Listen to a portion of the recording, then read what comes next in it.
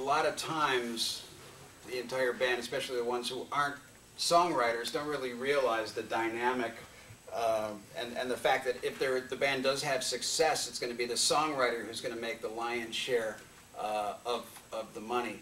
There have been plenty of bands, that have very quick success that then break up just as quickly, because they find they've got a hit record out, and suddenly the songwriter is driving around in a Porsche, and the drummer is still living with mom and dad because he can't afford his own place because he doesn't get any proceeds from the songwriting. And oftentimes, I mean, with a traditional record deal, the songwriter gets money usually very quickly, while the musicians who are getting a royalty of record sales will get money, trickling in, right, if it comes long in. after the debt is paid off. But, right. So that's something to establish in a band agreement is like how are you going to take care of your folks? If you're the writer and you have people out there and you want them to be dedicated, what are you going to do? Are you going to include them in your publishing? Are you going to give them part of the writing? Are you going to pay them more than you in the meantime because they're the one risking more?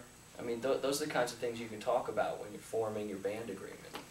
And the fact that, it depends on the dynamic of the band, but as often happens, there'll be one person who's the main songwriter. And he'll bring a song in, he or she will bring a song into a rehearsal and say, here's the song, and the entire band will help fill out the song. Sometimes we'll change the song. Sometimes, the drummer will say, oh, no, I don't want to use that beat, I want to use this beat, and everybody goes, oh yeah, that's great.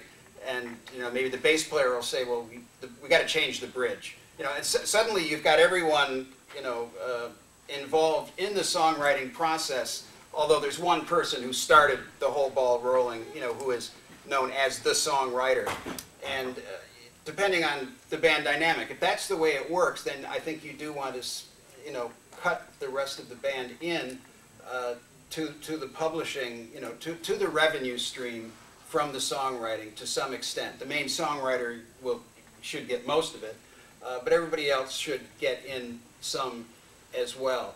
And I always recommend to clients, I've had people come in with finished albums, and there'll be 4 members of the band, and they'll go song by song and say, okay, song number 1, Bill wrote 20%, and Jim wrote 16%, and Lisa wrote 38%, and then song 2, and they'll apportion the revenue and the songwriting responsibility, song by song.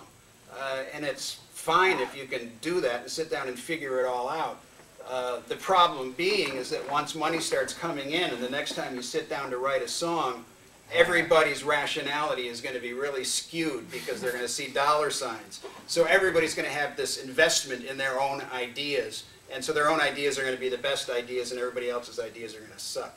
So I would recommend a one-size-fits-all agreement, which may not be equitable for every song, but hopefully, over the whole life of the songwriting, career of this band, will even out, and that way it doesn't corrupt the creative process. Everybody is concentrating on making the best possible song and not having the biggest possible stake in the song.